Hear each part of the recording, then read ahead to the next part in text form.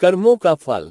मुझे हमेशा आदमियों के परखने की सनक रही है और अनुभव के आधार पर कह सकता हूं कि यह अध्ययन जितना मनोरंजक, शिक्षाप्रद और उद्घाटनों से भरा हुआ है, उतना शायद और कोई अध्ययन न होगा। लेकिन अपने दोस्त लाला साइंदयाल से बहुत अरसे तक दोस्ती और बेतकल्लुफी के संबंध रहने पर भी मुझे उनकी थाह न मिली। मुझे ऐसे दुर्बल शरीर में ज्ञानियों की सी शांति और संतोष देखकर आश्चर्य होता था, जो एक नाजुक पौधे की तरह मुसीबतों के झोंकों में भी अचल और अटल रहता था। यूं वो बहुत ही मामूली दर्जे का आदमी था जिसमें मानव कमजोरियों की कमी न थी। वो वादे बहुत करता था लेकिन उन्हें पूरा करने की जरूरत नहीं समझता था। वो मिथ्याभाषी न हो लेकिन सच्चा भी न था। बेमुरौवत न हो लेकिन उसकी मुरौवत छिपी रहती थी। उसे अपने कर्तव्य पर पाबंद रखने के लिए दबाव और निगरानी की जरूरत थी। किफायतशोई के उसूलों से बेखबर, मेहनत से जी चुराने वाला, उसूलों का कमजोर, एक ढीला ढाला मामूली आदमी था।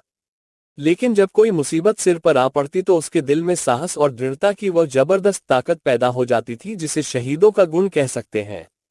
उसके पास न दौलत थी न धार्मिक विश्वास, जो ईश्वर पर भरोसा करने और उसकी इच्छाओं के आगे सिर झुका देने का स्रोत है। एक छोटी सी कपड़े की दुकान के सिवाय कोई जीविका न थी। ऐसी हालतों में उसकी हिम्मत और दृढ़ता का सोता कहाँ छिपा हुआ है, वहां तक मेरी अन्वेषण दृष्टि नहीं पहुंचती थी। बाप के मरते ही मुसीबतों ने उस पर छापा मारा। कुछ थोड़ा सा कर्ज विरासत में मिला जिसमें बराबर बढ़ते रहने की आश्चर्यजनक शक्ति छिपी हुई थी। बेचारे ने अभी बरसी से छुटकारा नहीं पाया था कि महाजन ने नालिश की और अदालत के तिलस्मी अहाते में पहुंचते ही यह छोटी सी हस्ती इस तरह फूली जिस तरह मशक फूलती है। डिग्री हुई। जो कुछ जमा जथा थी, बर्तन भानड़े, हांडी तवा, उसके गहरे पेट में समा गए। मकान भी न बचा। बेचारे मुसीबतों के मारे साइंदयाल का अब कहीं ठिकाना न था। कौड़ी कौड़ी को मोहताज, न कहीं घर न बार। कई कई दिन फाके से गुजर जाते। अपनी तो खैर उन्हें जरा भी फिक्र न थी, लेकिन बीवी थी, 2-3 बच्चे थे, उनके लिए तो कोई न कोई फिक्र करनी पड़ती थी। कुनबे का साथ और यह बेसरो सामानी बड़ा दर्दनाक दृश्य था। शहर से बाहर एक पेड़ की छाह में यह आदमी अपनी मुसीबत के दिन काट रहा था। सारे दिन बाजारों की खाक छानता। मैंने एक बार उसे रेलवे स्टेशन पर देखा। उसके सिर पर एक भारी बोझ था। उसका नाजुक, सुख सुविधा में पला हुआ शरीर पसीना पसीना हो रहा था। पैर मुश्किल से उठते थे। दम फूल रहा था, लेकिन चेहरे से मर्दाना हिम्मत और मजबूत इरादे की रोशनी टपकती थी। चेहरे से पूर्ण संतोष झलक रहा था। उसके चेहरे पर ऐसा इत्मीनान था कि जैसे यही उसका बाप दादों का पेशा है। मैं हैरत से उसका मुंह ताकता रह गया। दुख में हमदर्दी दिखलाने की हिम्मत न हुई। कई महीने तक यही कैफियत रही। आखिरकार उसकी हिम्मत और सहनशक्ति उसे इस कठिन दुर्गम घाटी से बाहर निकल लाए। थोड़े ही दिनों के बाद मुसीबतों ने फिर उस पर हमला किया। ईश्वर ऐसा दिन दुश्मन को भी न दिखलाए। मैं 1 महीने के लिए बंबई चला गया था। वहां से लौटकर उससे मिलने गया। वो दृश्य याद करके आज भी रोंगटे खड़े हो जाते हैं और दिल डर से कौंप उठता है। सुबह का वक्त था। मैंने दरवाजे पर आवाज दी और हमेशा की तरह बेतकल्लुफ अंदर चला गया, मगर वहां साइंदयाल का वो हंसमुख चेहरा, जिस पर मर्दाना हिम्मत की ताजगी झलकती थी, नजर न आया। मैं 1 महीने के बाद उनके घर जाऊं और वह आंखों से रोते लेकिन होठों से हंसते दौड़कर मेरे गले लिपट न जाए।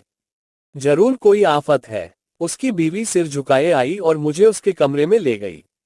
मेरा दिल बैठ गया। साइंदयाल एक चारपाई पर मैले कुचैले कपड़े लपेटे, आंखें बंद किए, पड़ा दर्द से कराह रहा था। जिस्म और बिछौने पर मक्खियों के गुच्छे बैठे हुए थे। आहट पाते ही उसने मेरी तरफ देखा। मेरे जिगर के टुकड़े हो गए। हड्डियों का ढोंचा रह गया था।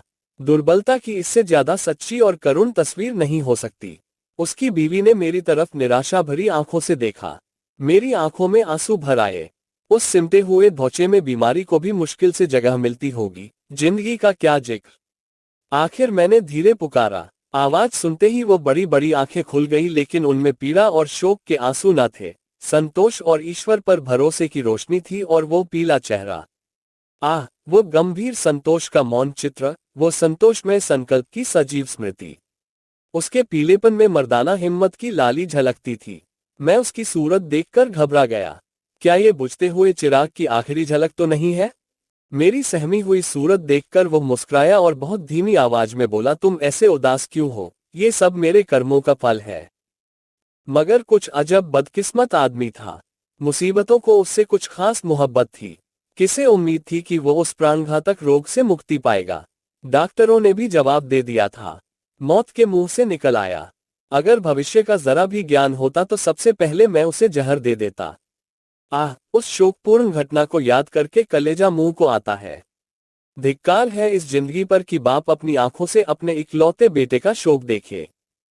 कैसा हंसमुख, कैसा खूबसूरत, होनहार लड़का था, कैसा सुशील, कैसा मधुर भाषी। जालिम मौत ने उसे छांट लिया।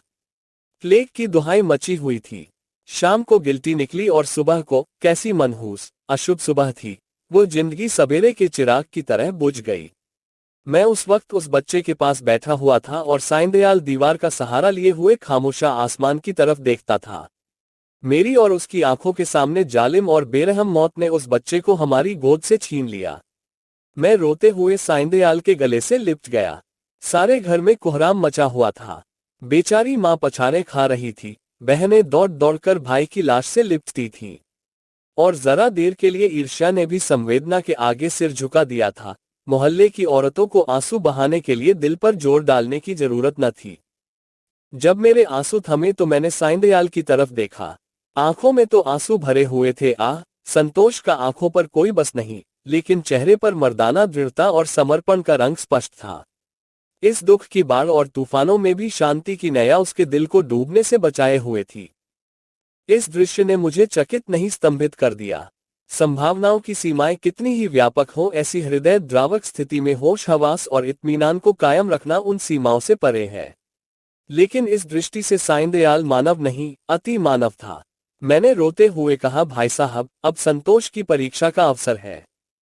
उसने दृढ़ता से उत्तर दिया, हाँ, ये कर्मों का फल है। मैं एक बार फिर भौचक होकर उसका मुंह ताकने लगा। लेकिन साइंदयाल का ये तपस्वियों जैसा धैर्य और ईश्वरेच्छा पर भरोसा अपनी आंखों से देखने पर भी मेरे दिल में संदेह बाकी थे। मुमकिन है जब तक चोट ताजी है सब्र का बांध कायम रहे। लेकिन उसकी बुनियादें हिल गई हैं, उसमें दरारें पड़ गई हैं। वो अब ज्यादा देर तक दुख और शोक की लहरों का मुकाबला नहीं कर सकता। क्या संसार की कोई दुर्घटना इतनी हृदयद्रावक, इतनी निर्मम, इतनी कठोर हो सकती है? संतोष और दृढ़ता और धैर्य और ईश्वर पर भरोसा, ये सब उस आंधी के सामने घास फूस से ज्यादा नहीं। धार्मिक विश्वास तो क्या, अध्यात्म तक उसके सामने सिर झुका देता है। उसके झोंके आस्था और निष्ठा की जड़ें हिला देते हैं। लेकिन मेरा अनुमान गलत निकला। साइंदयाल ने धीरज को हाथ से न जाने दिया। वो बदस्तूर जिंदगी के कामों में लग गया। दोस्तों की मुलाकातें और नदी के किनारे की सैर और तफरी और मेलों की चहल पहल, इन दिलचस्पियों में उसके दिल को खींचने की ताकत अब भी बाकी थी। मैं उसकी एक एक क्रिया को, एक एक बात को गौर से देखता और पढ़ता। मैंने दोस्ती के नियम कायदों को भुलाकर उसे उस हालत में देखा जहां उसके विचारों के सिवा और कोई न था। लेकिन उस हालत में भी उसके चेहरे पर वही पुरुषोचित धैर्य था और शिकवे शिकायत का एक शब्द भी उसकी जबान पर नहीं आया। इसी बीच मेरी छोटी लड़की चंद्रमुखी निमोनिया की भेंट चढ़ गई। दिन के धंधे से फुर्सत पाकर जब मैं घर पर आता और उसे प्यार से गोद में उठा लेता तो मेरे हृदय को जो आनंद और आत्मिक शक्ति मिलती थी, उसे शब्दों में नहीं व्यक्त कर सकता। उसकी अदाएं सिर्फ दिल को लुभाने वाली नहीं, गम को भुलाने वाली हैं।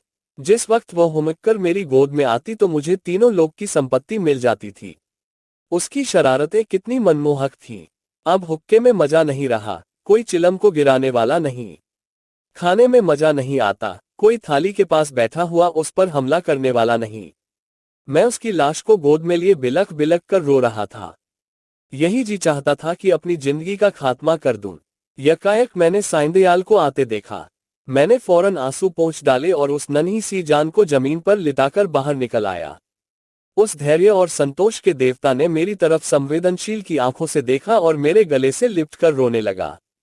मैंने कभी उसे इस तरह चीखे मारकर रोते नहीं देखा। रोते रोते उसी हिचकियां बंध गईं, बेचैनी से बेसुध और बेहाल हो गया। यह वही आदमी है जिसका इकलौता बेटा मरा और माथे पर बल नहीं आया। ये कायापलट क्यों? इस शोकपूर्ण घटना के कई दिन बाद जबकि दुखी दिल संभलने लगा, एक रोज हम दोनों नदी की सैर को गए।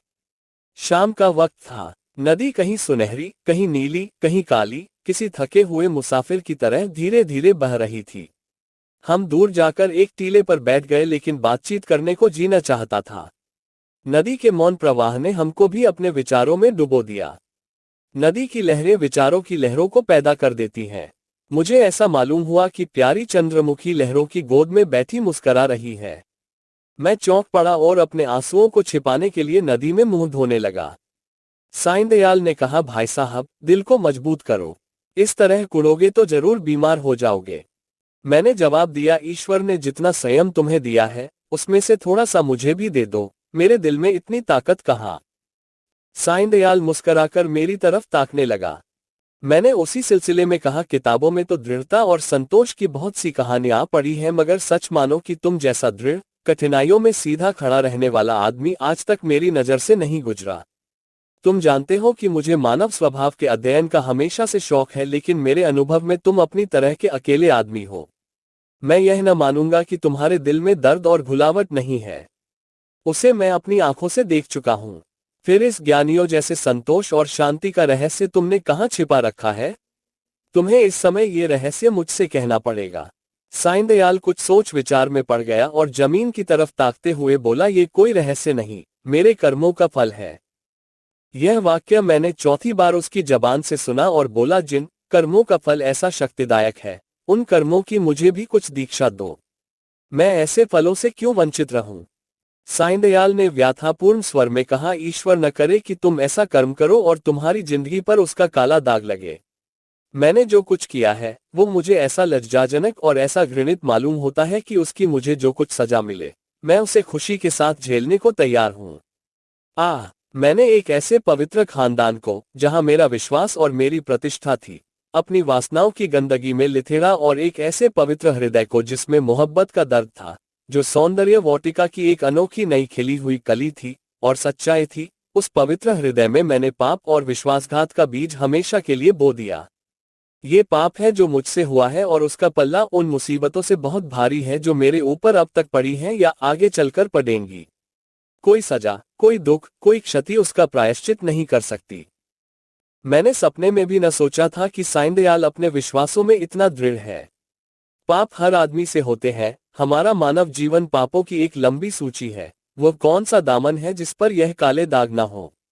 लेकिन कितने ऐसे आदमी हैं जो अपने कर्मों की सजाओं को इस तरह उदारतापूर्वक मुस्कराते हुए झेलने के लिए तैयार हों? हम आग में कूदते हैं लेकिन जलने के लिए तैयार नहीं होते। मैं साईं दयाल को हमेशा इज्जत की निगाह से देखता हूं। इन बातों को सुनकर मेरी नजरों में उसकी इज्जत तिगुनी हो गई। एक मामूली दुनियादार आदमी के सीने में एक फकीर का दिल छिपा हुआ था, जिसमें ज्ञान की ज्योति चमकती थी। मैंने उसकी तरफ श्रद्धापूर्ण आंखों से देखा और उसके गले से लिपटकर बोला, साईं दयाल, अब तक मैं तुम्हें एक दृढ़ स्वभाव का आदमी समझता था, लेकिन आज मालूम हुआ कि तुम उन पवित्र आत्माओं में हो जिनका अस्तित्व संसार के लिए वरदान है। तुम ईश्वर के सच्चे भक्त हो और मैं तुम्हारे पैरों पर सिर झुकाता हूं।